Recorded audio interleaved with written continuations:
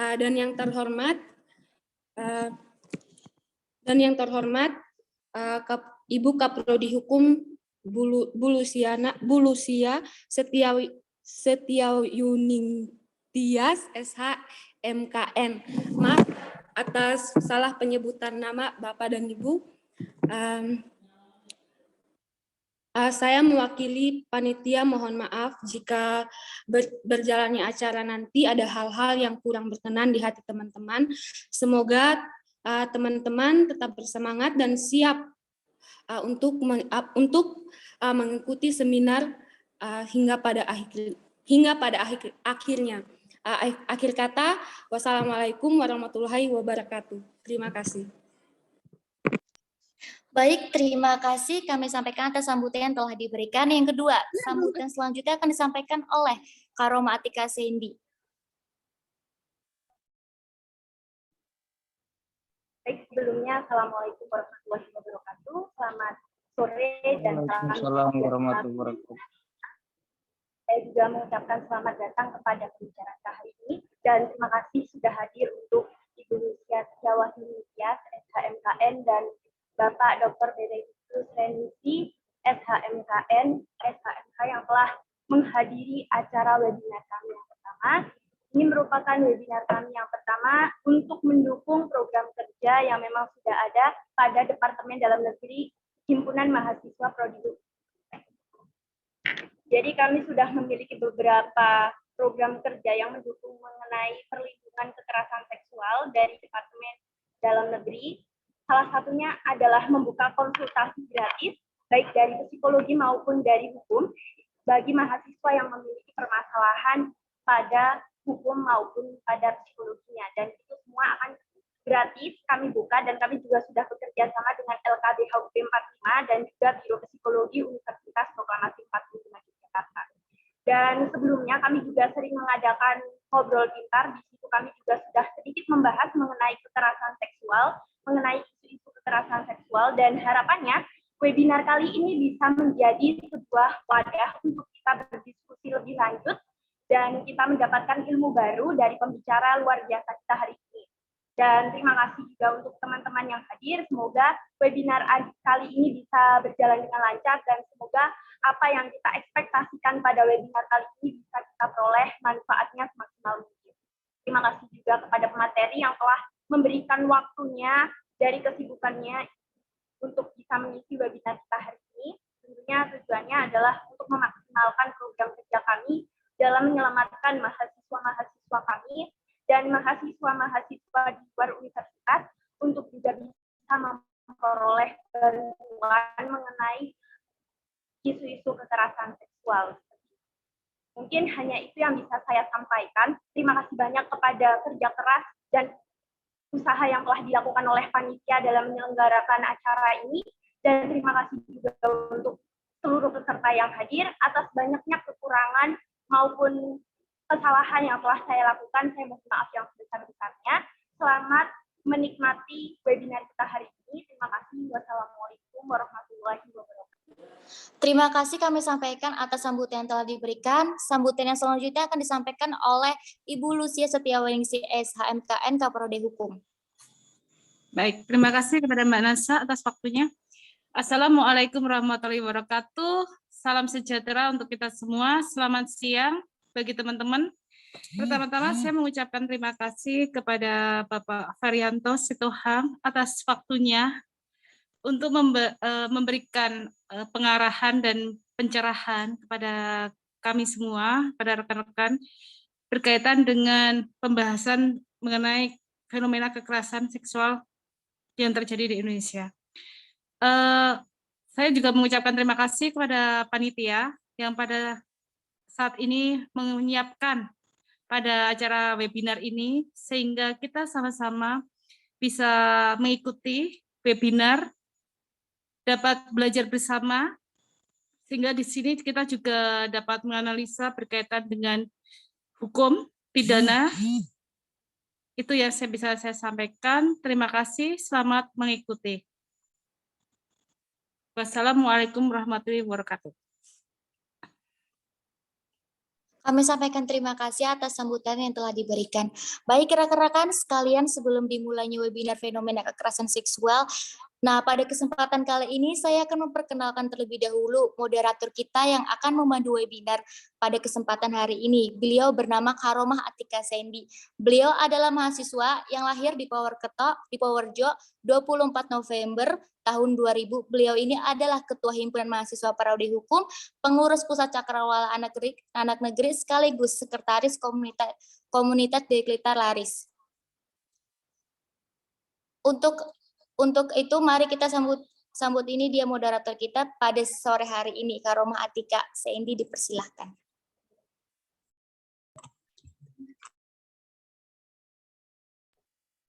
Baik, terima kasih banyak kepada MC yang telah memberikan waktunya.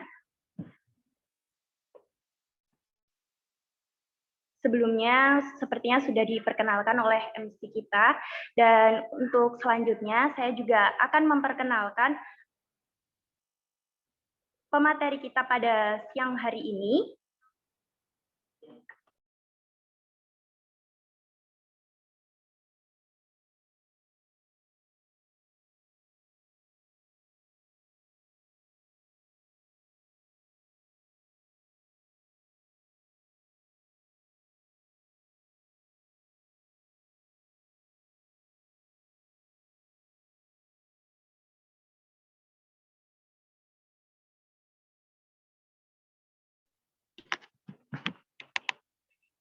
Beliau adalah Bapak Ferianto Sitohang, lahir dan tinggal di Sidikalang, Kabupaten Dairi, Provinsi Sumatera Utara, mengawali karir sebagai aktivis NGO sejak awal tahun 2000 sebagai pendamping perempuan desa melalui program penguatan ekonomi perempuan atau Credit Union di Sumatera Utara. Saat ini menjadi Komisioner Komnas Perempuan Lembaga Nasional Hak Asasi Manusia di Indonesia periode 2020-2024. Menjabat sebagai Ketua Subkom Partisipasi Masyarakat.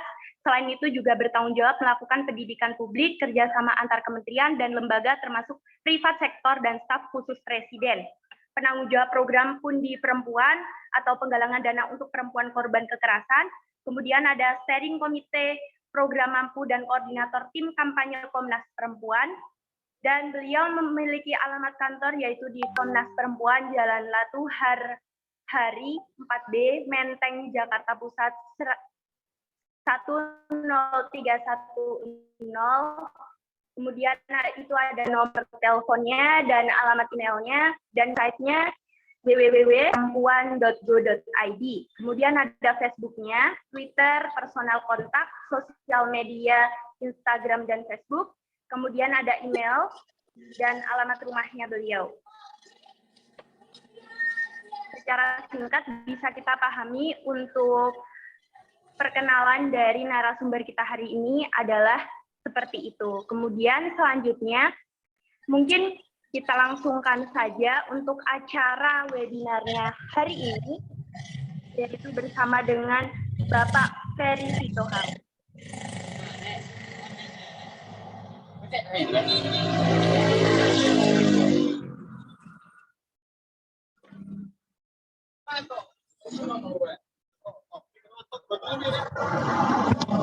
Ya.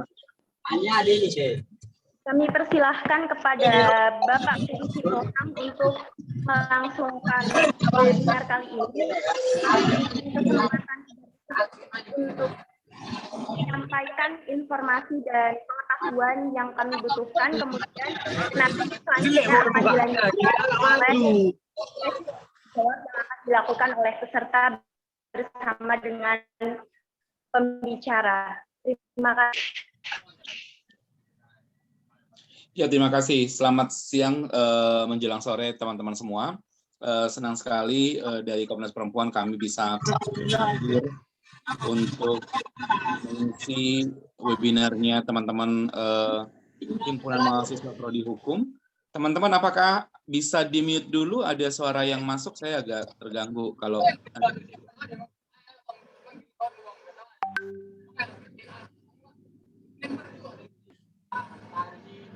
Sepertinya dari Dio Purba atau siapa ya yang berisik ya? Boleh diingatkan panitia dulu? Ya, mana? Aku harus fokus ini, boleh? Masuk, boleh dah. Entah kok, gara-gara kon gitu, bukunya harus sederhana. Ica, tolong di-mute itu yang ada berisik dong.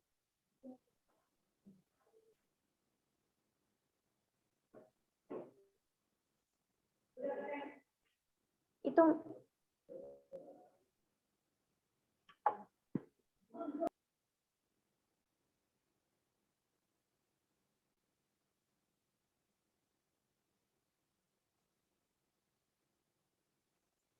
Baik, kita mulai, kita lanjutkan.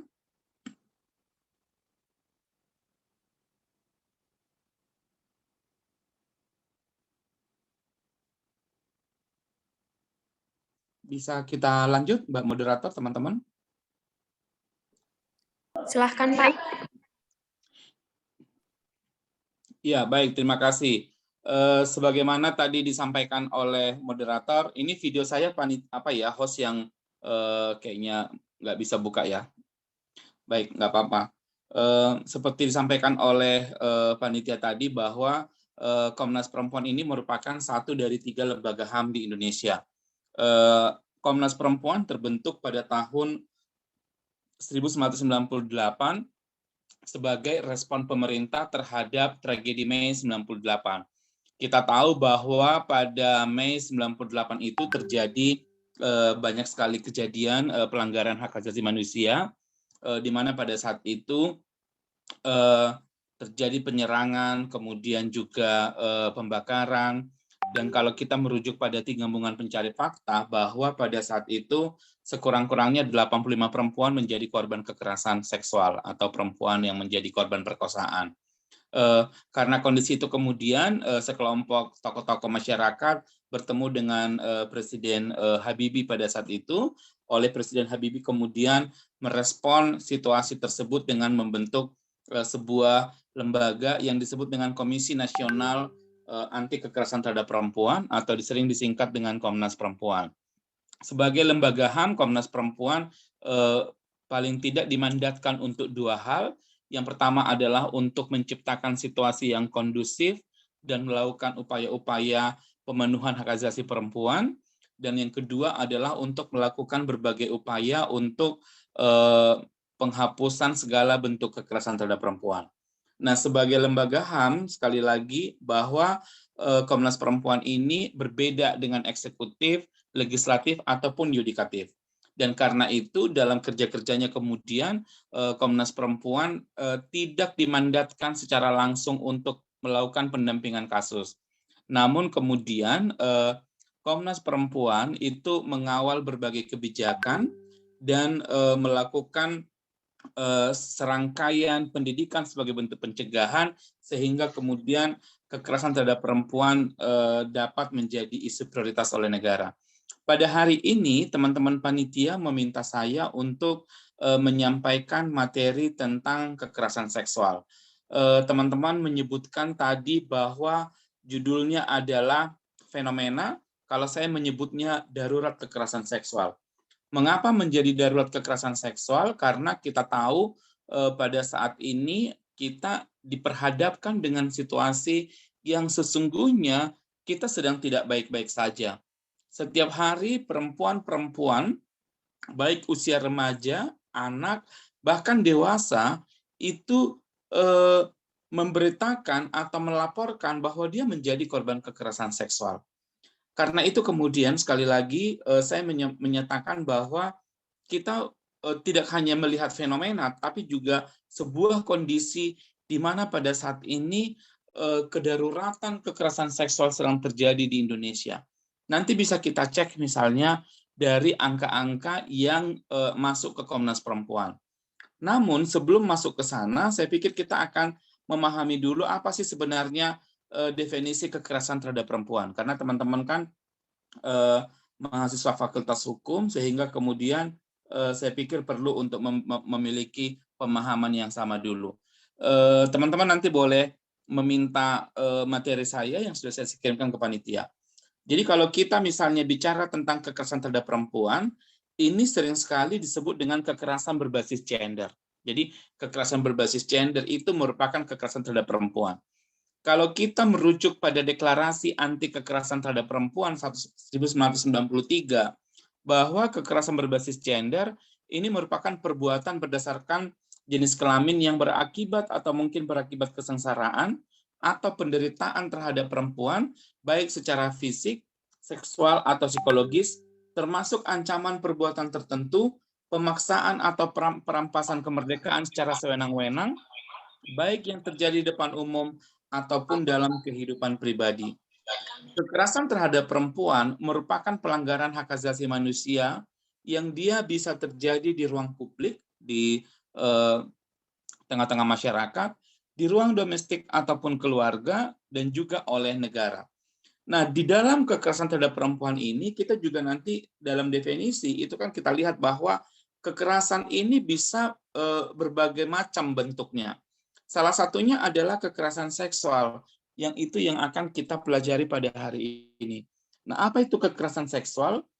Kekerasan seksual ini merupakan perbuatan yang merendahkan dan atau menyerang dengan atau tidak menggunakan fisik terhadap tubuh yang bersifat seksual atau alat reproduksi seseorang dengan memanfaatkan kerentanan, ketidaksetaraan, atau ketergantungan seseorang berdasarkan jenis kelamin dan atau status sosial, sehingga seseorang tersebut tidak mampu memberikan persetujuan dalam keadaan bebas, yang berakibat atau dapat mengakibatkan penderitaan atau kesengsaraan secara fisik, psikis, seksual, kerugian secara ekonomi, sosial budaya, ataupun politik.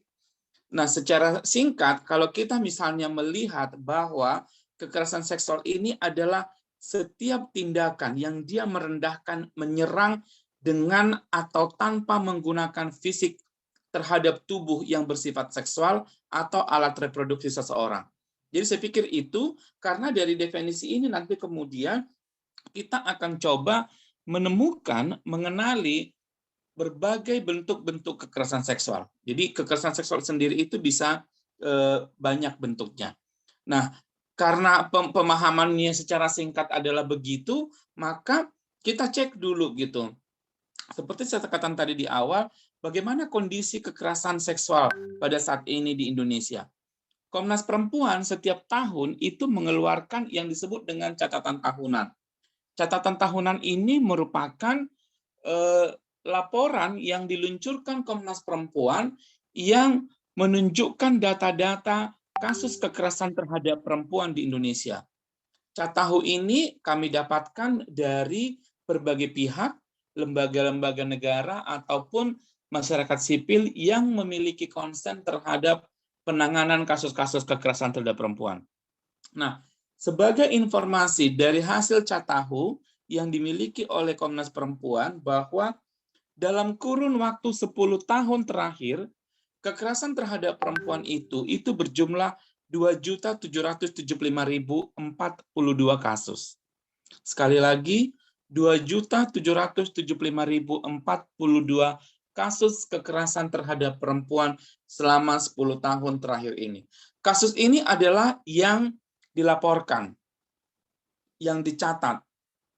Kalau kita merujuk pada teori fenomena gunung es misalnya, bahwa sering sekali justru kasus yang terjadi itu tidak semuanya terlaporkan, tidak semuanya terdokumentasi. Bahkan kadang-kadang lebih banyak yang tidak terdokumentasi ataupun terlaporkan. Maka yang terlaporkan, yang direkam, dicatat, dikompilasi oleh Komnas Perempuan itu sebanyak 2.775.042 kasus dalam 10 tahun terakhir. Kalau kemudian data ini misalnya mau kita perkecil lagi, maka kami menyatakan bahwa setiap hari terjadi 760 kasus kekerasan terhadap perempuan di Indonesia. Kalau kita misalnya pilah lagi dia menjadi per jam, maka setiap jamnya 32 kasus perempuan mengalami kekerasan seksual. Kekerasan terhadap perempuan, mohon maaf. Nah, di antara ini kemudian Komnas Perempuan mencoba mengkompilasi. Ternyata dalam 10 tahun terakhir juga Komnas Perempuan mencatat ada 49.643 kasus kekerasan seksual. Saya pikir ini bukan hanya sekedar angka, tapi di balik angka ini ada banyak peristiwa, ada banyak penderitaan yang dialami oleh korban kekerasan seksual. Dan saya harus menyatakan teman-teman bahwa yang korban sesungguhnya itu tidak hanya korban yang mengalami penderitaan, nggak hanya korban, tapi keluarga korban, orang-orang yang dekat dengan korban, itu juga mengalami penderitaan. Saya pikir ini bisa kita tarik ke diri kita sendiri misalnya. Kalau terjadi persoalan, apalagi merampas, merendahkan harga diri dan martabat diri seseorang, saya pikir kita nggak bisa happy atau bilang tidak ada sesuatu ketika itu kemudian dialami oleh orang yang terdekat dengan kita, apakah dia saudari kita, ibu kita, atau misalnya teman-teman kita gitu. Saya pikir sebagai orang yang terdekat kita juga pasti mengalami guncangan karena itu. Karena itu kemudian kita menekankan bahwa di balik angka-angka ini, di balik angka-angka yang saya sampaikan tadi itu, sesungguhnya fakta-fakta atau penderitaan yang dialami, yang terjadi, itu jauh lebih berat. Nah, selain itu teman-teman, saya juga mau menyampaikan bahwa berdasarkan hasil kompilasi Komnas Perempuan, ternyata kekerasan cyber berbasis gender itu juga meningkat secara drastis. Misalnya pada tahun 2019, kekerasan berbasis gender cyber itu 407 kasus. Di 2020 kemudian angka ini naik 350% menjadi 1.452 kasus. Apa itu kekerasan cyber berbasis gender? Kekerasan cyber berbasis gender merupakan kekerasan yang dialami oleh perempuan, dia kemudian menggunakan teknologi atau di ruang-ruang virtual. Kita tahu bahwa selama masa pandemi ini, teman-teman, aktivitas kita kan banyak sekali di ruang maya gitu, di ruang digital. Oke, ternyata kemudian ketika itu terjadi, ternyata ancaman terhadap perempuan juga meningkat. Misalnya, banyak sekali orang yang mencoba melakukan meretas akun sosial media kita.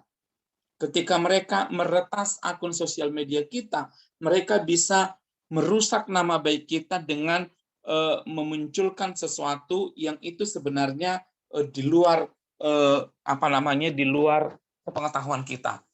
Kemudian selain itu kasus yang lain adalah bahwa ada juga misalnya kasus-kasus yang terjadi yang itu kemudian dia menggunakan konten-konten pornografi. Misalnya, saya mau menyampaikan ada beberapa kasus orang-orang yang dia kemudian mengirimkan foto ataupun video itu berbau privasi atau dia sangat dekat dengan diri kita. Contohnya adalah kita misalnya mengirimkan foto atau video yang itu terkait dengan tubuh atau privasi kita gitu. Jadi misalnya foto telanjang, video sedang mandi dalam kondisi telanjang dan lain sebagainya. Itu kemudian disebarkan, dikirimkan kepada orang-orang tertentu dan itu kemudian menjadi distribusi, menjadi milik publik gitu. Karena itu teman-teman, saya pikir saya harus menyatakan bahwa kalau misalnya teman-teman diminta oleh seseorang, siapapun dia, apakah dia pacar atau orang terdekat dengan teman-teman semua, yang itu meminta video atau foto kalian yang dia sangat privasi misalnya, itu sebaiknya jangan dikasih, jangan diberikan, karena dia berpotensi untuk disebarkan ke publik. Kemudian dia menjadi bagian dari kekerasan cyber. Misalnya karena foto itu, teman-teman bisa diancam untuk misalnya dipublikasikan, dan ketika kita tidak mau, maka dia akan bilang, aku akan sebarkan foto ini gitu. Karena itu kemudian kita bisa menjadi korban penipuan, pemerasan, atau bahkan menjadi korban eksploitasi seksual. Jadi beberapa kasus misalnya yang pernah terjadi ketika seorang perempuan memberikan foto atau video dalam situasi telanjang misalnya kepada orang lain, atau mereka melakukan aktivitas seksual, dan ketika itu kemudian diberikan, foto itu diperalat oleh pasangannya untuk memeras dia, untuk melakukan perkosaan, karena kalau dia tidak mau kemudian ancamannya adalah foto tersebut disebarluaskan. Itu bagian kekerasan cyber berbasis gender, dan angkanya cukup banyak sekali. Ironisnya kemudian bahwa dalam penanganan kasus kekerasan berbasis gender cyber ini dia belum berjalan dengan maksimal gitu. Misalnya saja aparat kepolisian yang memiliki alat untuk memproses kasus-kasus seperti ini sepanjang yang kami tahu itu baru ada di Polda. Padahal kasus itu bisa aja terjadi di Polsek ataupun di Polres gitu. Kemudian lembaga-lembaga layanan yang memiliki keahlian untuk menangani kasus serupa itu juga belum terlalu banyak gitu.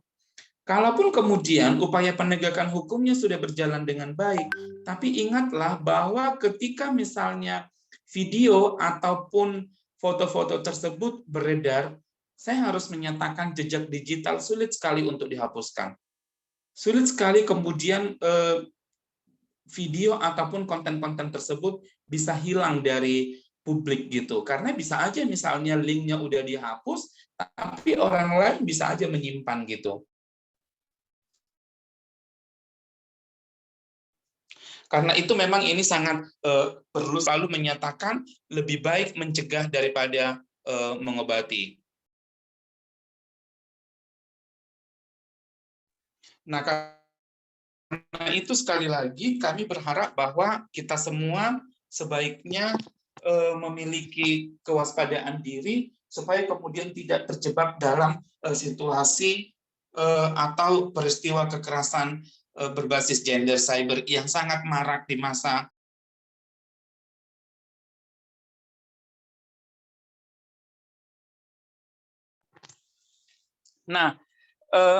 selain itu saya juga mau menginformasikan bahwa berdasarkan catatan Komnas Perempuan, pelaku-pelaku dari kekerasan seksual ini itu lebih banyak, kalau kita merujuk pada Catahu ya, kekerasan seksual ini lebih banyak misalnya dilakukan oleh orang-orang terdekat korban.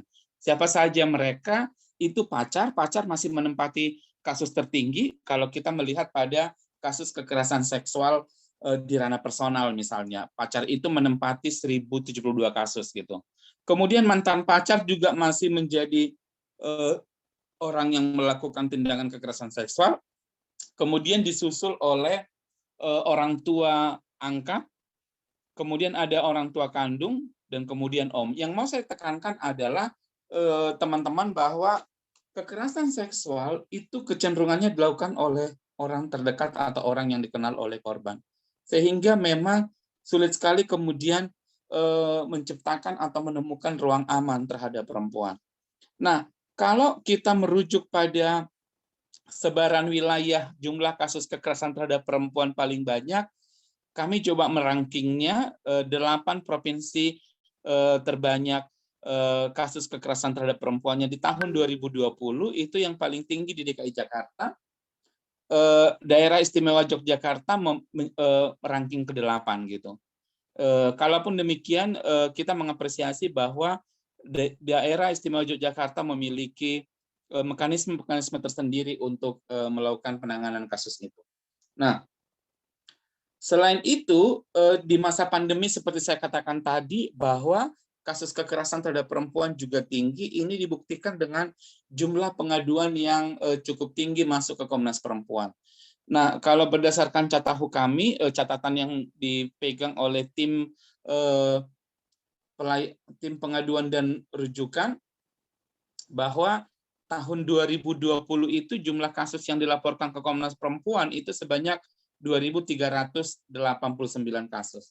Teman-teman tahu nggak, di tahun ini sepanjang bulan Januari sampai dengan Oktober saja, jumlahnya itu sudah naik 100%. Jadi jumlah kasus yang dilaporkan ke Komnas Perempuan itu sebanyak 4.711 kasus. Nah, itu yang mau kita sampaikan bahwa pandemi ini ternyata juga berdampak meningkatnya kasus kekerasan terhadap perempuan. Sampai di sini kalau ada pertanyaan silakan saya kembalikan dulu ke moderator supaya tidak hanya saya yang berbicara. Kalau ada yang bertanya boleh raise hand atau menuliskan di chat room. Sebelum saya lanjutkan saya kembalikan dulu ke moderator. Baik, terima kasih banyak kepada pemateri yang telah memaparkan sedikit. Masih opening ya Pak, berarti itu. Oke, Ya. dipersilakan kepada peserta yang ingin memberikan pertanyaannya, atau mungkin ada yang mengganjal, ini mumpung ada Bapak Ferry, jadi bisa disampaikan di sini, agar bisa mendapatkan pencerahan dan jawaban dari kebingungannya. Silahkan yang ingin bertanya bisa raise hand.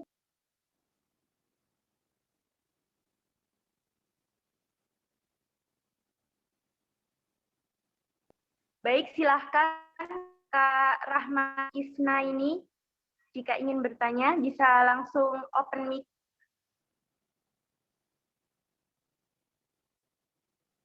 Kak Rahmat Isna ini.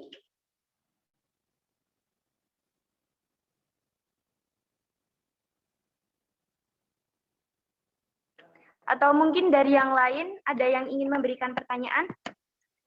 Muhammad Ridwan, silahkan Kak Muhammad Ridwan disampaikan pertanyaannya. Oh ya, izin sebelumnya. Terima kasih atas waktu yang diberikan untuk mengajukan pertanyaan. Di sini pertanyaan saya, mengapa dari banyak kasus pelecehan seksual terhadap perempuan itu yang menjadi poin utama tuh yang dipermasalahkan cara berpakaian. Itu mengapa jadi poin utama? Itu kan bisa jadi dari pemikiran si pelaku. Itu aja mungkin, terima kasih. Baik, terima kasih banyak untuk pertanyaannya Muhammad Ridwan. Jadi mungkin bisa saya simpulkan untuk pertanyaannya, Mbak. Jadi kenapa sih kalau mengenai kekerasan dan pelecehan seksual ini lebih dikaitkan dengan pakaian yang digunakan oleh korban gitu. Jadi misalkan pakaiannya mungkin karena pakaian ini gitu. Mungkin bisa langsung dijawab oleh pemateri, dipersilahkan. Ya, saya pikir hanya orang-orang yang berpikiran tidak terlalu leluasa atau dia mungkin tidak terlalu mengenali atau bahkan cari persoalan bahwa ketika orang kemudian menyalahkan pakaian perempuan. Saya harus menyatakan tidak ada relevansi pakaian perempuan dengan perkosaan, pelecehan seksual. Betul yang dikatakan oleh penanya tadi, yang bermasalah adalah cara pandang orang yang bersangkutan. Yang bermasalah adalah perspektif orang yang melakukannya. Saya mau kasih contoh. Sebenarnya tidak enak menyampaikan ini, tapi saya harus memberikan contoh. Saya pikir teman-teman kita dikagetkan minggu yang lalu ketika perkosaan terjadi terhadap 12 orang anak pondok di Bandung. Teman-teman saya pikir pasti mengikuti kasus itu. Dari 12 orang yang menjadi korban perkosaan, 9 diantaranya hamil dan melahirkan. Saya mau tanya ke kalian, apakah anak-anak pondok berpakaian terbuka atau menggunakan misalnya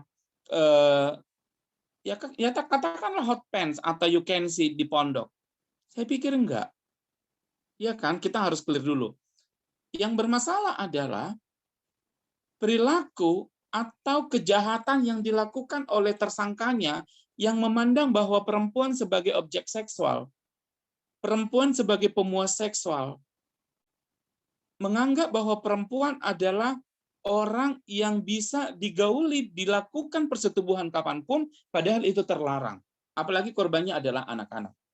Maka karena itu, sekarang kita bisa membalikkan kata-kata itu ke mereka. Karena kan sesungguhnya kelompok-kelompok seperti inilah yang sering sekali mengklaim bahwa menyalahkan perkosaan terjadi terhadap perempuan karena pakaiannya. Saya pikir udah nggak relevan. Sama sekali tidak relevan gitu. Nah karena itu, sebagai anak muda, saya berharap teman-teman tidak ikut-ikutan melakukan hal serupa. Tapi yang harus kita sampaikan adalah bahwa orang yang menjadi pelaku kekerasan seksual itulah yang harus mempertanggungjawabkan. Jadi ketika kita menyebutkan bahwa pakaian perempuan yang menjadi latar belakang mereka menjadi korban, itu sama saja sebenarnya kita sedang menyakiti hati korban berulang-ulang. Maka saya pikir itu nggak relevan gitu ya. Karena itu kemudian ketika itu misalnya kita lakukan, maka ya jangan-jangan kita ikut serta sebenarnya meletakkan berkontribusi memperkuat penderitaan korban. Nah, ini relevan dengan slide saya berikutnya. Kalau teman-teman misalnya lihat tentang dampak kekerasan terhadap perempuan. Perempuan korban kekerasan itu sering sekali mengalami stres, depresi. Kalau perempuan misalnya atau seseorang mengalami stres atau depresi, apa yang terjadi? Itu bisa berdampak dia mengakhiri hidupnya. Saya pikir itu yang terjadi di Mojokerto 2 minggu yang lalu kalau saya tidak salah. Semua kita tentu kaget gitu, mahasiswa, teman-teman kita mahasiswi Brawijaya. Saya bisa paham ketika kemudian tidak ada misalnya orang yang bisa diajak bicara oleh korban, bahkan publik, orang-orang di sekitar korban ikut serta menyalahkan dia, itu bisa berkontribusi membuat dia depresi. Sehingga ketika depresi memuncak atau semakin tinggi, dia memilih mengakhiri hidupnya. Saya pikir ini cerita yang sangat menyedihkan ya. Saya merasa saya nggak bisa melukiskan situasi tersebut dengan kata-kata, tapi yang ingin kita tunjukkan betapa dahsyatnya buruknya perkosaan merusak martabat dan kehidupan seseorang. Dalam hal ini adalah perempuan menjadi korban. Nah, kemudian dampak yang lain adalah bahwa sering sekali kemudian korban tidak bisa melihat persoalan dan solusinya. Dia nggak tahu, karena bayangin misalnya kepalanya udah kayak dihantam oleh banyak sekali persoalan, sehingga dia tidak bisa lagi, apa sih yang harus aku lakukan? Nggak bisa lagi misalnya, kita kadang-kadang jadi menyalahin korban ya, kamu kok nggak bisa sih berpikir jernih misalnya begitu. Karena kita nggak dalam situasi seperti itu. Karena kita sedang tidak dalam situasi dia. Ketika orang menjadi korban, memang ya dia kadang-kadang kehilangan objektivitas berpikir untuk menemukan solusi apa yang akan dilakukan. Kemudian korban juga kerap akan mengalami kecemasan, bingung, bahkan ada yang menarik diri dari lingkungan sosial. Mengalami rendah diri, psikomatis, dia kemudian terganggu, sering pada masa-masa tertentu dia bisa aja teriak, menangis, atau tertawa gitu, emosionalnya bisa terganggu gitu. Kemudian berdampak terhadap terganggunya kesehatan dan fungsi reproduksi. Beberapa mengalami memar atau patah tulang, bahkan cacat tubuh. Saya minggu yang lalu pergi ke Kupang, seorang perempuan korban kekerasan misalnya, dia terpaksa harus mengamputasi tangannya karena suaminya mematahkan tangannya korban. Saya pikir ini juga cerita sedih gitu. Mengapa kemudian kita bilang bahwa perempuan korban itu juga berpotensi menjadi disabilitas karena penderitaan atau kasus yang terjadi gitu. Kemudian dia kehilangan rasa percaya diri, putus asa, kematian dan bunuh diri. Ini saya sampaikan tadi. Itu contoh misalnya dampak kekerasan terhadap perempuan. Karena itu teman-teman, saya pikir perempuan korban kekerasan itu membutuhkan beberapa hal. Paling tidak ada 10 yang saya coba tabulasi. Yang pertama adalah penyembuhan fisik. Ini bisa dilakukan lewat visum, lewat pengobatan, dan lain-lain. Saya tadi sudah menyampaikan dampaknya, misalnya luka-luka, cacat, segala macam. Saya pikir ini perlu untuk diperhatikan, untuk mengurangi penderitaan korban dan di hari-hari berikutnya. Pemenuhan kebutuhan dasar. Kebutuhan dasar itu apa? Korban sering sekali kemudian karena persoalannya dia mengalami pemiskinan, dia kehilangan sumber daya, sehingga kadang-kadang untuk makan pun dia susah. Sehingga ya dia membutuhkan itu, penguatan ekonomi. Ada beberapa misalnya korban, dia harus kehilangan pekerjaannya. Karena ketika dia merasa trauma, terganggu pikirannya, dia nggak konsen bekerja, atau kemudian dia meninggalkan pekerjaannya. Sehingga penguatan ekonomi menjadi penting. Pendampingan sosial, kita tahu tadi bahwa korban juga terganggu misalnya membangun relasi sosialnya, sehingga kemudian dia juga perlu dibantu bagaimana dia bisa kembali ke masyarakat. Penguatan psikologis juga menjadi penting. Penguatan psikologis ini adalah untuk mengurangi trauma korban gitu, sehingga dia butuh konseling atau juga mungkin bantuan psikolog bahkan psikiater. Kemudian penguatan spiritual, kami percaya bahwa pendekatan agama untuk memulihkan korban juga diperlukan oleh korban gitu. Apalagi di tengah-tengah masyarakat kita yang sangat cukup kental ya agama spiritualitasnya gitu. Kemudian penanganan hukum atau jaminan keadilan. Saya pikir ini dengan melaporkan kasusnya dan kemudian kasusnya diproses, dan harapannya adalah bahwa putusan bisa berpihak terhadap korban. Pengembangan sistem pemulihan terintegrasi, saya pikir ini untuk memastikan bahwa di masa yang akan datang korban bisa hidup lebih baik dan dia bisa terlepas dari penderitaan atau traumanya. Kemudian penanganan struktur sosial, saya pikir ini perlu juga untuk kemudian bagaimana masyarakat tidak menyalahkan atau menstigma korban. Saya pikir ini harus dihentikan. Kemudian advokasi politis boleh melalui perda atau kebijakan dan lain sebagainya.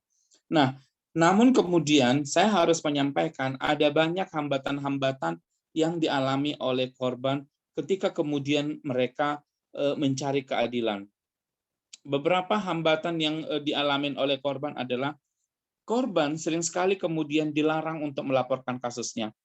Ini bisa saja terjadi karena ancaman dari pelaku, atau sering sekali keluarga menganggap bahwa pengalaman korban kasus kekerasan seksual yang dialami oleh korban itu dianggap sebagai aib. Kemudian ketika misalnya korban bicara, sering sekali kemudian korban dilaporkan kembali sebagai pelaku. Nah, kemudian hambatan lainnya adalah tidak semua kekerasan seksual yang dialami perempuan dikenali sebagai tindak pidana. Kalau kita misalnya lihat ya, paling tidak di Indonesia, kalau kita mau melihat KUH pidana misalnya, ya kekerasan seksual itu hanya dikenali dalam bentuk percabulan atau sering disebut dengan pelecehan seksual atau perkosaan. Padahal di luar itu ada bentuk-bentuk kekerasan seksual lainnya yang ironisnya ini tidak dikenali oleh mekanisme hukum kita. Misalnya adalah beberapa tahun yang lalu persisnya kawin tangkap di Sumba misalnya itu viral gitu, menjadi perhatian publik gitu. Namun kemudian saya mendapat informasi 2 minggu yang lalu ketika saya menjadi narasumber yang dihadiri oleh teman-teman Sumba, saya diinformasikan bahwa ketika kasus itu dilaporkan ke kepolisian, kasusnya ternyata SP3. Ya, saya menduga bahwa polisi melakukan SP3 terhadap kasus ini karena kasus itu bentuk kekerasan seksualnya tidak dikenali atau ya tidak ada dalam mekanisme hukum Indonesia. Gitu. Kemudian itu kemudian menjadi latar belakangnya sehingga ada banyak sekali kasus-kasus kekerasan seksual tidak bisa tindak lanjutin karena keterbatasan mekanisme hukum yang kita miliki. Nah, kemudian alat dan proses pembuktian yang diatur dalam KUHP itu juga menyulitkan korban. Ketika misalnya terjadi kasus kekerasan seksual, dia kemudian melaporkan kasusnya, sering sekali justru polisi membebani korban untuk menemukan alat bukti. Misalnya pertanyaan polisi selalu adalah siapa saksi yang melihat kasus kekerasan seksual itu, atau apa alat bukti yang kau miliki. Sering sekali ini kemudian membuat korban merasa terbebani. Kemudian korban sering disalahkan, distigma oleh masyarakat, aparat penegak hukum atas kasus yang dialaminya. Jadi misalnya seperti tadi itu, ketika misalnya korbannya adalah muda, kemudian dia menggunakan pakaian seksi, misalnya orang akan menyatakan, oh iyalah dia diperkosa karena dia muda, cantik, berpakaian seksi pula gitu. Nah, saya pikir itu salah kaprah, dan itu kemudian sering dipakai masyarakat untuk menyalahkan korban. Nah, hambatan lainnya adalah bahwa korban sering sekali tidak mendapatkan pendampingan karena ini memang tidak diatur dalam KUHP. Kemudian korban tetap mengalami stigma, pengucilan, dan pemiskinan meski pelaku telah dipidana. Ini beberapa hambatan yang dialami oleh korban kekerasan seksual. Karena itu sesungguhnya kalau tawaran Komnas Perempuan adalah kita sebenarnya membutuhkan rancangan undang-undang namanya sekarang tindak pidana kekerasan seksual, dulu namanya rancangan undang-undang penghapusan kekerasan seksual, karena di dalam rancangan undang-undang ini yang kita harapkan adalah bahwa keadilan, perlindungan, dan pemulihan terhadap korban itu semakin didekatkan melalui rancangan undang-undang tindak pidana kekerasan seksual. Saya pikir sesi berikutnya saya akan bicara soal mengapa penting pengesahan rancangan undang-undang ini. Saya mau kembalikan dulu ke moderator, siapa tahu ada pertanyaan dari teman-teman peserta lain. Baik, terima kasih banyak kepada Pak Ferianto Sitohang yang telah memberikan materinya. Kemudian selanjutnya dipersilahkan kepada peserta yang ingin menyampaikan pertanyaannya bisa raise hand atau bisa menuliskannya di chat Zoom. Ini pertanyaan yang selanjutnya ada Pak dari Kak Rahmat Isnaini. Izin bertanya, bagaimana upaya penegakan hukum di Indonesia terhadap kasus kekerasan seksual? Apakah sudah sesuai dengan hukum yang berlaku atau belum? Begitu, Pak. Dan yang lain mungkin jika ada yang ingin bertanya lagi, bisa ditampung. Marianta Hutasoid, silahkan.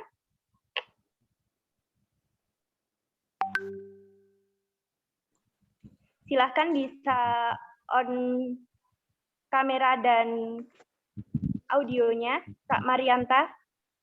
Oke, terima kasih Kak buat waktu dan layarnya. Mohon maaf belum bisa on cam.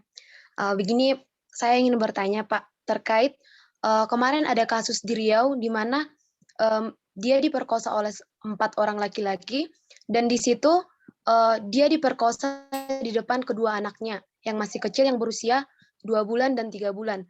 Dan pada akhirnya saat pemerkosaan ini, anaknya yang 2 bulan itu meninggal. Dan setelah si pihak korban melaporkan, dia malah dipenjarakan balik karena adanya kasus pencemaran nama baik. Apakah sekarang itu nama baik lebih penting dibanding dengan harga diri seorang wanita, dan apakah emang nama baik lebih penting dan bahkan pelecehan memang dikesampingkan? Dan menurut saya di sini setelah perempuan itu melaporkan, justru pihak kepolisian itu menolak, dan bahkan berkas-berkasnya malah ditolak, dan bahkan dikatakan kalau berkas yang diberikan itu belum lengkap. Padahal sudah jelas kita ketahui bahwa dari keterangan si korban bahwa dia itu sudah diperkosa oleh 4 orang laki-laki dan bahkan anaknya sudah meninggal. Namun saya merasa sangat kecewa sekali dengan pemberian jawaban dari pihak kepolisian yang mengembalikan berkasnya karena dikatakan belum lengkap. Apakah memang jika terjadi pelecehan memang harus ada bukti-bukti yang harus kuat, dan bagaimanakah kita bisa mengumpulkan bukti-bukti yang kuat sedangkan kita saja itu sudah terkena masalah dan bahkan harga diri kita itu sudah dipertaruhkan, dan bahkan bukan hanya harga diri, bahkan nyawa kita sudah dipertaruhkan. Itu bagaimana ya Pak? Terima kasih Pak. Baik, terima kasih banyak Kak Marianta Hutasoid untuk pertanyaannya. Mungkin bisa saya simpulkan untuk pertanyaan masih mengumpulkan bukti, kemudian bagaimana sih hukum di Indonesia sebenarnya, kenapa bisa sampai terjadi hal yang seperti itu? Seperti yang sudah diceritakan Kak Marianta ketika anaknya kemudian meninggal dan korban akhirnya ditolak berkasnya oleh kepolisian, seperti itu, Pak. Monggo dipersilahkan kepada pemateri untuk menjawab kedua pertanyaan tersebut, Pak. Ya, jadi pertanyaannya Rahmat justru terjawab dengan pertanyaannya siapa tadi? Yang kedua? Marianta Hutasoid, Pak. Marianta Hutasoid sebenarnya menjawab pertanyaannya Rahmat gitu. Jadi memang kalau kita mengacu pada perangkat hukum yang ada saat ini, dia belum melakukan atau belum berpihak terhadap korban. Seperti yang disampaikan tadi, misalnya dia sudah diperkosa gitu, kemudian itu geng rape ya, jadi perkosaan yang dilakukan oleh sekelompok orang gitu. Bahkan anaknya, kasus ini sudah masuk ke Komnas Perempuan. Kalau informasi yang saya dapatkan, anak itu kemudian dibenturkan, dibanting oleh salah satu pelaku sehingga kemudian dia meninggal. Saya pikir ini luar biasa gitu. Ini bukan kasus yang pertama yang korban justru kemudian tidak dilindungi tapi dikriminalkan. Teman-teman, saya nggak tahu apakah kalian misalnya membaca kasusnya BN, seorang guru honorer Indonesia bagian Timur itu pada tahun 2018 atau 19, dia melaporkan kasusnya karena dia dilecehkan oleh kepala sekolahnya. Kasusnya tidak lanjuti, justru dia yang kemudian dilaporkan dan itu ditindaklanjuti oleh polisi gitu. Sampai kemudian dijadikan tersangka gitu. Dan sampai ke pengadilan dia kemudian dihukum berapa bulan penjara gitu. Yang waktu itu kemudian Jokowi juga memberikan pengampunan terhadap yang bersangkutan. Saya pikir ini contoh gitu. Sekali lagi teman-teman, karena itu kemudian kita mendorong disahkan rancangan undang-undang penghapusan kekerasan seksual atau tindak pidana kekerasan seksual. Tujuannya ini apa? Ini nanti juga akan menjawab pertanyaannya Marianta ya, siapa tadi saya lupa. Nah, tujuan dari rancangan undang-undang ini paling tidak ada 4. Yang pertama, mencegah segala bentuk tindak pidana kekerasan seksual, menangani, melindungi, dan memulihkan korban, menindak pelaku, mewujudkan lingkungan bebas dari kekerasan seksual. Dalam konsep yang ditawarkan oleh Komnas Perempuan, kami memiliki apa yang disebut dengan 6 elemen kunci. 6 elemen kunci inilah yang kita harapkan sesungguhnya dimasukkan di dalam rancangan Undang-Undang Tindak Pidana Kekerasan Seksual.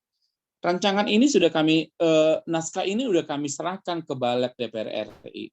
Tapi kemudian hasil pencermatannya Komnas Perempuan bahwa usulan-usulan yang disampaikan oleh Komnas Perempuan itu tidak sepenuhnya masuk dalam naskah yang dibuat oleh Balik DPR RI.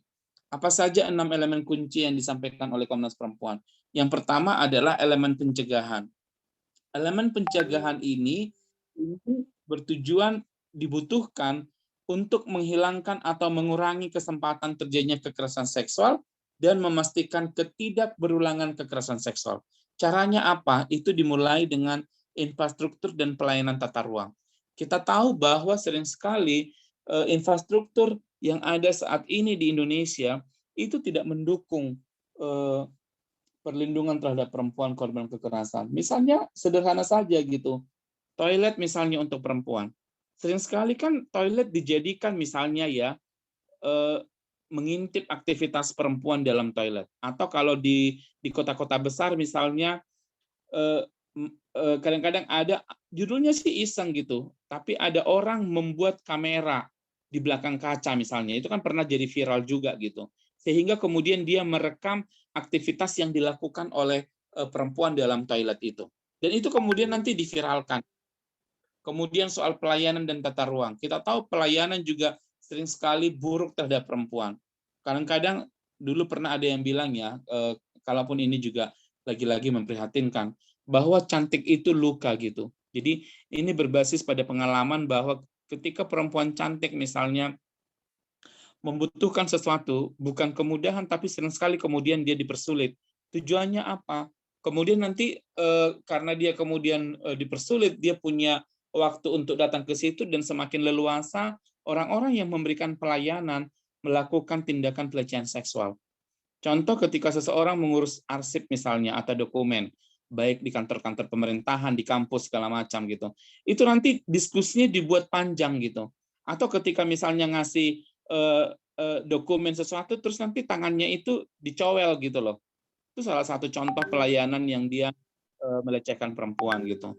Kemudian pendidikan kita tahu juga bahwa banyak sekali pendidikan yang dia justru merendahkan atau melecehkan perempuan, berpotensi melakukan melecehkan perempuan. Padahal kita menginginkan pendidikan itu sebagai sebuah metode pendekatan yang bisa mencegah terjadinya kekerasan seksual. Kemudian tata kelola pemerintahan juga penting. Kemudian ekonomi dan sosial budaya. Saya pikir memang harus dibenahi, direvitalisasi sehingga kemudian ini bisa mencegah terjadinya kekerasan seksual, termasuk memastikan tidak berulang di masa yang akan datang. Nah, elemen kunci yang kedua adalah jenis-jenis kekerasan seksual. Sebagaimana saya sampaikan tadi bahwa selama ini orang hanya mengenal kekerasan seksual itu perkosaan dan percabulan atau pelecehan seksual. Padahal ada banyak kekerasan seksual yang terjadi, tapi dia nggak dikenali oleh sistem hukum kita. Nah, Komnas Perempuan berdasarkan pengaduan yang diberikan oleh korban, sharing dengan korban dan pendampingnya, sebenarnya kita menemukan ada 15 jenis kekerasan seksual yang dialami oleh perempuan. Nah, di periode sebelumnya, yang 15 ini kita kemudian diskusikan dengan pemerintah, kemudian bersepakat untuk mengenali 9 bentuk kekerasan seksual. Jadi dari 15 itu yang diakomodir hanya 9, dan sekarang malah di naskah yang baru ini berkurang gitu. Apa saja bentuknya? Ada yang disebut dengan pelecehan seksual, eksploitasi seksual, pemaksaan kontrasepsi, pemaksaan aborsi, perkosaan, pemaksaan perkawinan, pemaksaan pelacuran, pelecehan seksual, dan penyiksaan seksual. Jadi itu contoh-contoh 9 kekerasan seksual. Saya berharap teman-teman, karena kalian semua adalah prodi Fakultas Hukum, saya berharap kalian juga bisa mendalami ini, atau mungkin ya menjadikannya sebagai sebuah riset untuk skripsi gitu. Jadi teman-teman bisa lebih mengenali lebih dalam lagi bentuk-bentuk kekerasan seksual. Itu bisa berkontribusi untuk melakukan pembaharuan dalam mekanisme hukum kita. Nah, elemen yang ketiga adalah tentang ketentuan pidana. Ketentuan pidana kita usulkan itu dibagi 2, pidana pokok dan pidana khusus. Selama ini kan ketika misalnya terjadi kekerasan seksual, pelakunya itu kan sering sekali kemudian hanya dikenakan pidana penjara.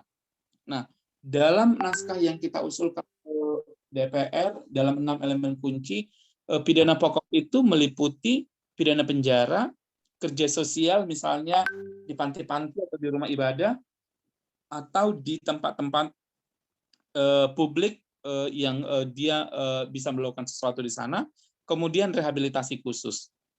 Nah, saya pikir ini untuk sebenarnya juga menolong pelaku supaya kemudian dia tidak mengulangi kejahatannya ketika dia kemudian telah keluar dari penjara gitu ya. Nah, kemudian pidana yang kedua adalah pidana khusus. Kita tahu bahwa dalam setiap kejadian kekerasan seksual sering sekali kan terjadi relasi kuasa. Relasi kuasa itu artinya bahwa pelaku melakukan kekerasan seksual karena dia memiliki kekuasaan yang lebih tinggi dibandingkan dengan korban itu sendiri. Karena itu kemudian ada usulan untuk memperlakukan pidana khusus. Pidana khusus itu meliputi pertama restitusi.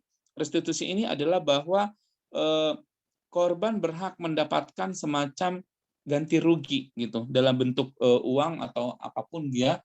Karena sekali lagi ketika perempuan korban kekerasan seksual misalnya menjadi korban, situasi dia akan berubah dan itu berdampak pada pemiskinan yang dialami korban gitu. Kemudian perampasan keuntungan.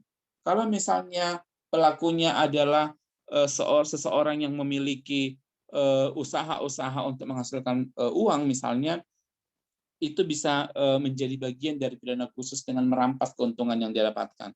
Pembinaan khusus ini bisa dalam bentuk konseling, baik yang dilakukan oleh psikolog ataupun juga tokoh-tokoh agama untuk memberikan kesadaran terhadap pelaku bahwa apa yang dilakukan dia adalah salah dan bagaimana kemudian dia tidak melakukan tindakan serupa di masa yang akan datang. Kemudian pidana khusus lainnya pencabutan hak asuh anak, hak politik, hak menjalankan pekerjaan. Kemudian pencabutan jabatan atau profesi, termasuk pencabutan izin usaha. Ini untuk sekali lagi orang-orang yang memiliki kekuasaan karena dia punya jabatan atau dia punya usaha, memiliki uang yang banyak dan lain sebagainya. Jadi itu yang kita tawarkan dalam bentuk pidana khusus maupun pidana pokok. Nah, kemudian elemen kunci yang keempat adalah kekhususan hukum acara pidana. Saya pikir ini juga relevan dengan pertanyaan tadi. Misalnya, saya sudah menyampaikan tadi ketika terjadi kasus kekerasan seksual misalnya, yang pertama dibebankan oleh aparat kepolisian ketika korban melapor adalah terkait alat bukti gitu. Nah, di dalam rancangan undang-undang ini kita berharap bahwa alat bukti itu tidak dibebankan lagi terhadap korban, tetapi kepolisian dia juga kemudian bertanggung jawab untuk kepolisian bertanggung jawab untuk membantu menemukan alat-alat bukti. Kemudian juga penting untuk sikap aparat penegak hukum yang lebih berpihak terhadap korban. Jadi selama ini misalnya korban takut melaporkan karena yaitu tadi cara-cara aparat penegak hukum itu membuat korban bisa jadi trauma dalam bentuk misalnya tone suaranya, pemilihan diksi untuk bertanya, termasuk misalnya pertanyaan-pertanyaan yang kadang-kadang justru yang menyakiti hati korban. Misalnya pernah misalnya saya dampingin korban misalnya pertanyaan polisi begini, enak kau rasa gitu. Nah, pertanyaan enak kau rasa itu kan ingin menghilangkan esensi dari persoalan itu sendiri gitu. Dan itu kemudian membuat korban merasa tersakiti. Kemudian aspek pemulihan penting, nanti ini akan saya jelaskan ada elemen yang lain. Kemudian larangan mengkriminalkan korban. Ini juga menjawab pertanyaan teman peserta tadi, bahwa kalau misalnya rancangan undang-undang ini disahkan dan ini diakomodir, maka ketika korban misalnya melaporkan kasusnya, maka ya dia tidak boleh dikriminalkan. Korban tidak bisa dilaporkan balik oleh tersangkanya gitu. Itu yang terjadi selama ini, termasuk yang di Pekanbaru yang disampaikan tadi itu, dan juga kasus-kasus lain. Nah, kemudian pendampingan korban menjadi diakomodir oleh rancangan undang-undang ini, karena selama ini ketika korban misalnya melapor, dia tidak memiliki hak untuk didampingin oleh lembaga yang relevan ya. Padahal ketika dia didampingi oleh lembaga relevan itu akan membantu menguatkan korban, termasuk juga membantu bagaimana penanganan kasusnya bisa lebih strategis gitu, dan juga tidak terlalu lama gitu. Karena kadang-kadang kasus-kasus kekerasan seksual ini bisa bertahun-tahun gitu loh, baru kemudian dia diputuskan. Nah, 6 elemen yang lain adalah pemulihan. Pemulihan ini sangat perlu dilakukan untuk membantu korban kemudian terbebas dari rasa trauma gitu. Saya pikir sekali lagi saya katakan bahwa ini yang sangat sulit sebenarnya, trauma korban ya. Bahkan ketika misalnya pelakunya udah dihukum pun, belum tentu misalnya korban sendiri itu udah pulih gitu. Banyak sekali kemudian dia masih mengalami trauma, dan karena itu dibutuhkan elemen pemulihan. Yang terakhir untuk 6 elemen kunci adalah pemantauan. Untuk memastikan bahwa undang-undang ini ketika udah disahkan nanti terimplementasi, maka dia perlu dilakukan pemantauan yang itu dilakukan oleh lembaga atau lembaga negara, mulai dari pusat sampai dengan daerah. Saya pikir 6 elemen kunci ini yang terus-menerus kita sampaikan ke DPR untuk kemudian disahkan, diakomodir, sehingga ketika misalnya publik sekarang menaruh harapan supaya rancangan undang-undang ini disahkan, tidak hanya ingin disahkan sebenarnya, tapi substansinya itu juga berpihak terhadap korban. Dia melindungi korban dan tidak misalnya dipelintir kemudian menjauhkan korban mendapatkan hak-haknya. Nah, saya pikir ini menjadi elemen penting. Sebelum saya sampaikan yang terakhir, saya kembalikan dulu ke moderator, siapa tahu ada pertanyaan. Baik Pak, terima kasih banyak untuk paparan materinya. Dipersilahkan kepada peserta yang ingin menyampaikan pertanyaannya bisa raise hand, atau jika memang masih berhalangan bisa ditulis kolom chat. Silahkan.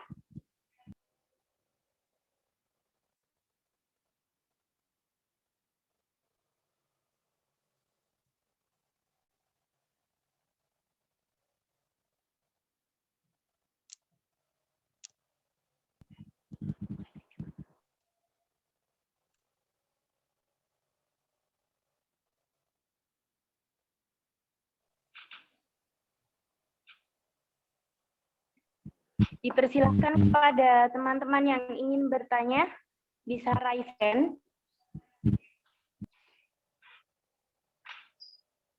Halo.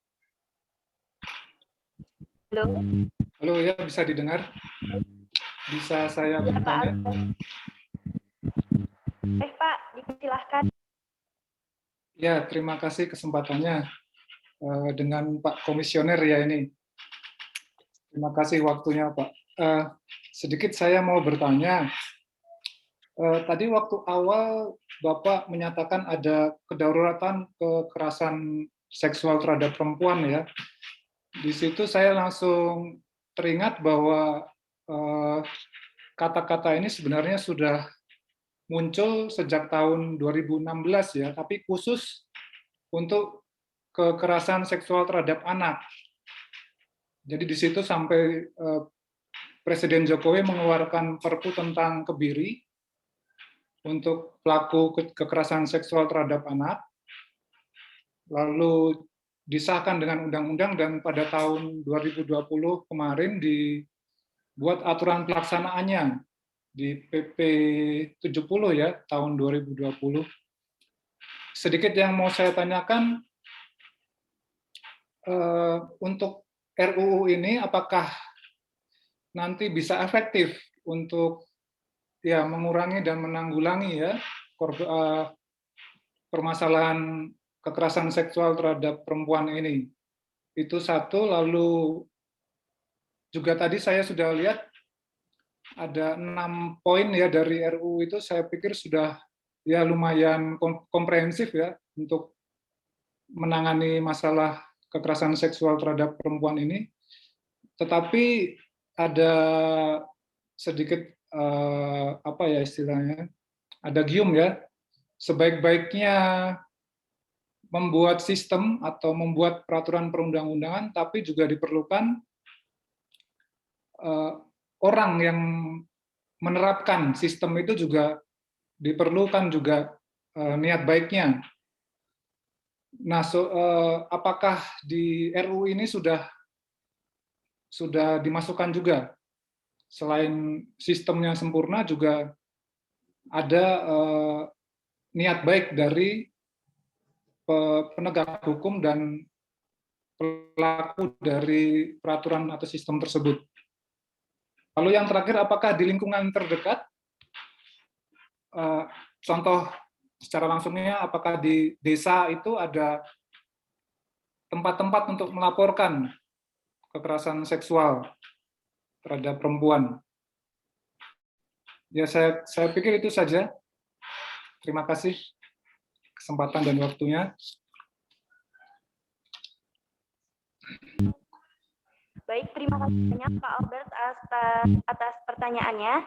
Jadi bisa sedikit saya simpulkan untuk pertanyaan pertamanya, apakah RUU PKS ini bisa efektif dalam mengatasi kekerasan seksual, seperti itu ya Pak. Kemudian yang kedua adalah apakah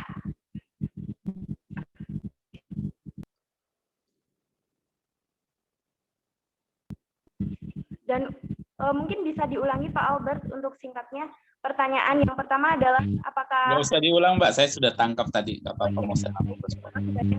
Karena waktunya makin singkat kan. Ya, terima kasih Pak Ferry. Makasih Pak Albert. Tadinya sih saya berpikir Pak Albert nggak akan nanya, tetapi memberikan masukan gitu ke kita di Komnas Perempuan. Tapi pertanyaan Pak Albert sesungguhnya juga jadi masukan sebenarnya. Nah, ini bisa menjadi tempat kita diskusi gitu. Jadi terima kasih Pak Albert. Saya pikir ada ruang yang lain yang bisa mungkin kita berdiskusi lebih tajam. Tapi tanggapan saya begini. Yang pertama, secara institusi Komnas Perempuan sesungguhnya tidak bersetuju dengan Perpu Kebiri yang disampaikan oleh Pak Albert tadi.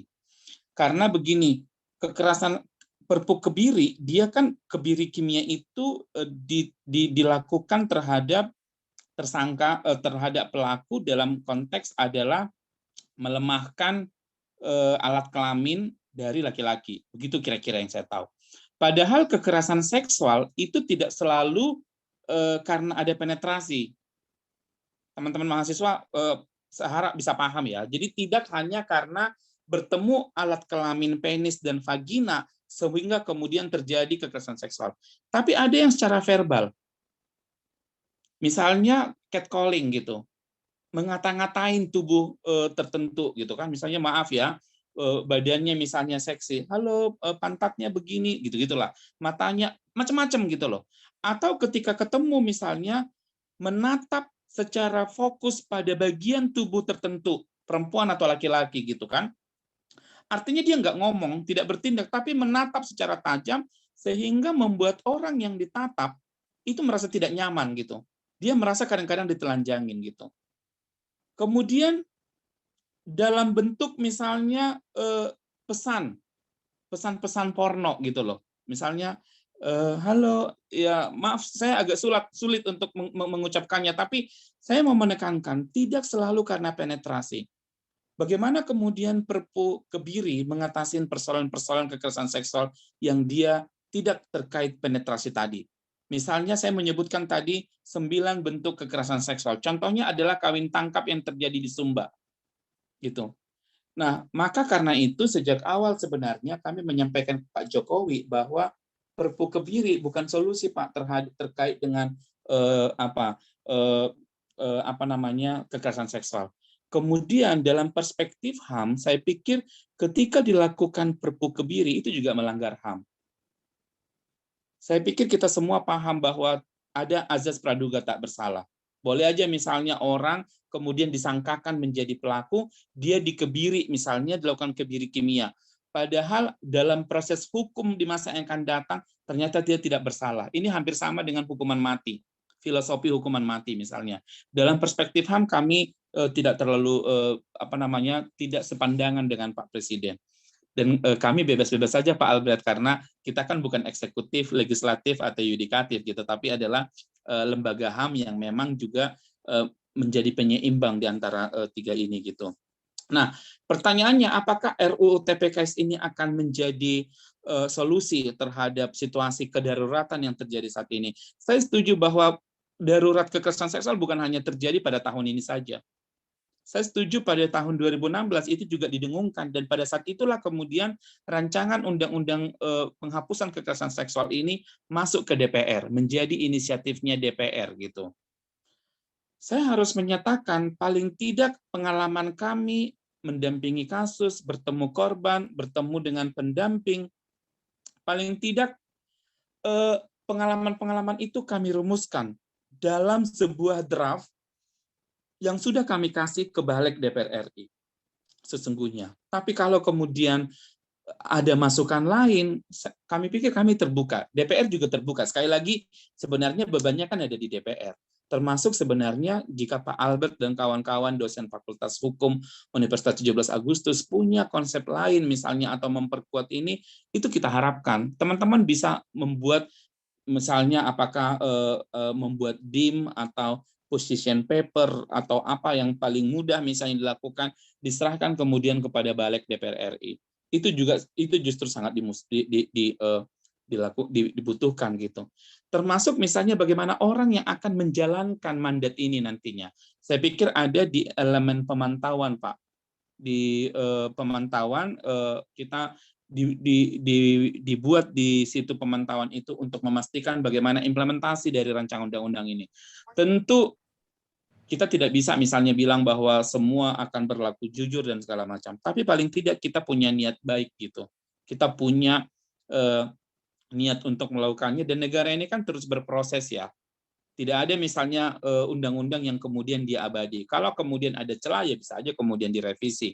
Konstitusi kita aja kemudian sudah revisi keempat gitu, bahkan kelima gitu. Saya pikir ini juga berproses, tapi paling tidak untuk sementara pada saat ini kebutuhan korban kami dengarkan, dan kemudian rancangan undang-undang melalui naskah yang diserahkan oleh Komnas Perempuan, harapannya itu bisa mendekatkan rasa keadilan, perlindungan, dan pemulihan korban melalui pengesahan rancangan undang-undang tindak pidana kekerasan seksual. Mungkin sementara itu yang bisa saya jawab, Pak Albert. Saya berharap bahwa ada forum yang bisa membuat kita diskusi lebih intens di kemudian hari. Ya, baik, terima kasih Pak Ferry. Saya kembalikan ke moderator, atau boleh saya terakhir presentasi saya selesaikan dulu. Boleh, dipersilakan. Ya, slide terakhir saya adalah, saya pikir ini perlu. Saya berharap bahwa teman-teman yang saat ini ikut webinar ini tidak hanya mahasiswa yang kemudian baca buku, jurnal, atau peraturan perundang-undangan, tapi teman-teman memiliki perspektif yang baik bagaimana membantu perempuan korban kekerasan.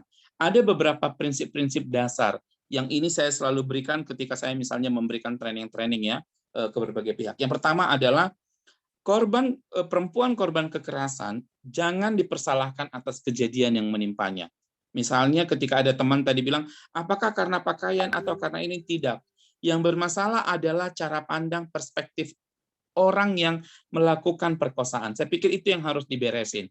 Korban adalah korban yang dia tidak semestinya menjadi korban gitu. Jadi tidak boleh mempersalahkan korban.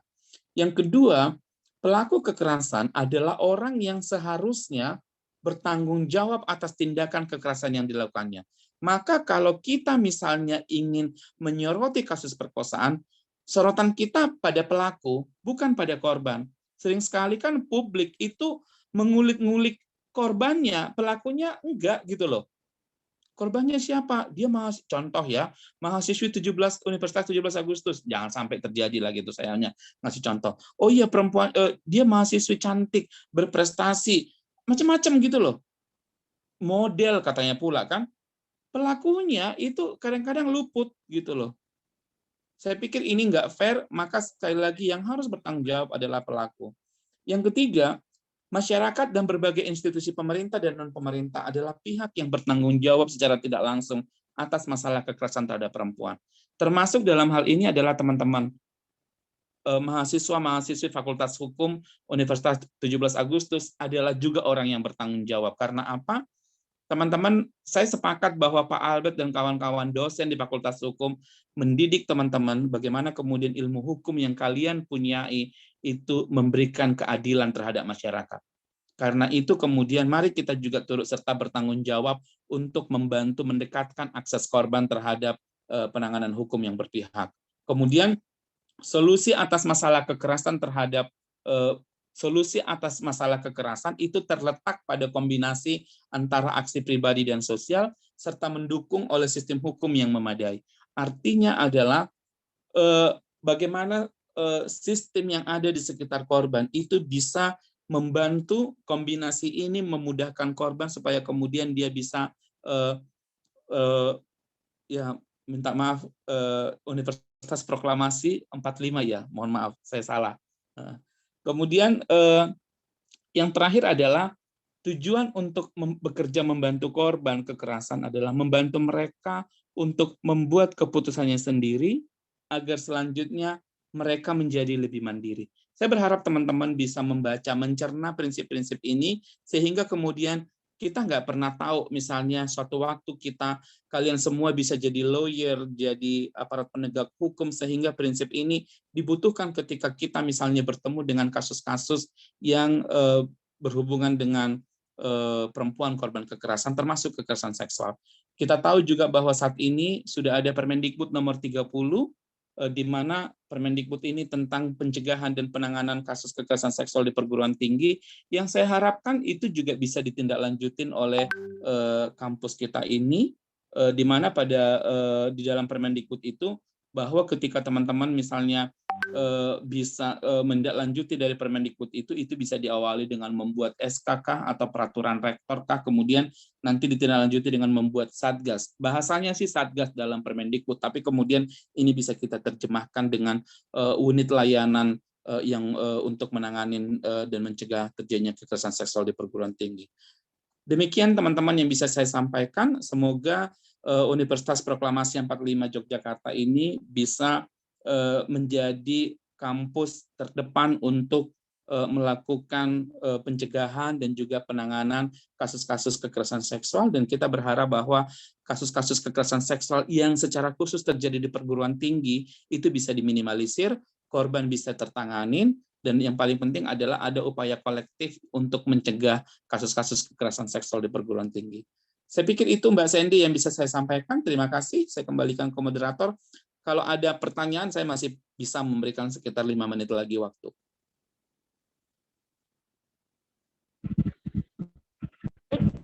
Terima kasih banyak karena waktu sudah menunjukkan jam 15. Mungkin untuk pertanyaan yang lainnya bisa kita tampung dulu, kemudian nanti jika ada kesempatan lagi bisa kita adakan webinar atau kita bisa diskusi di luar.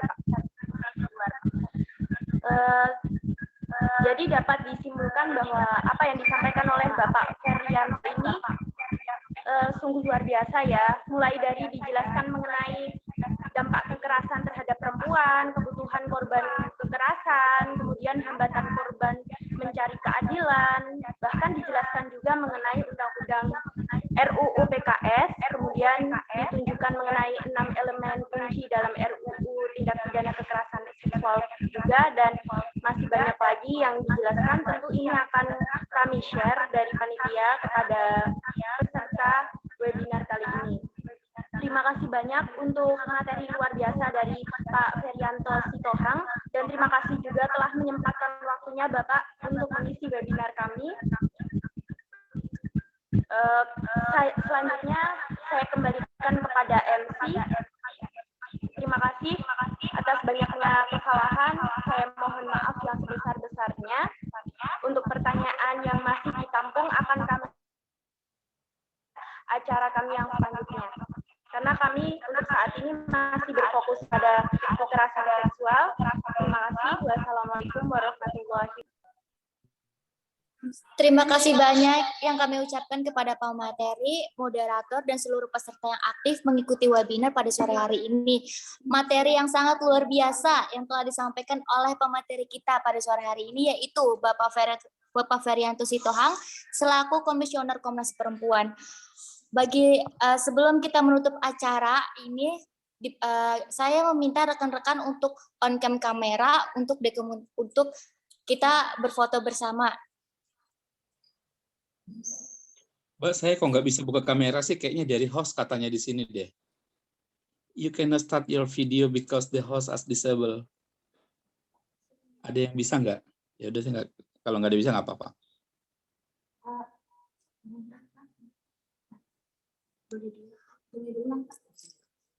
Mohon maaf Pak, boleh diulang? Masih belum bisa. Ya udah deh, nggak apa-apa. Saya boleh izin live sekalian ya, karena terima kasih teman-teman. Pak Albert, salam buat dosen-dosen di sana. Semoga bisa bersinergi suatu waktu dengan Komnas Perempuan.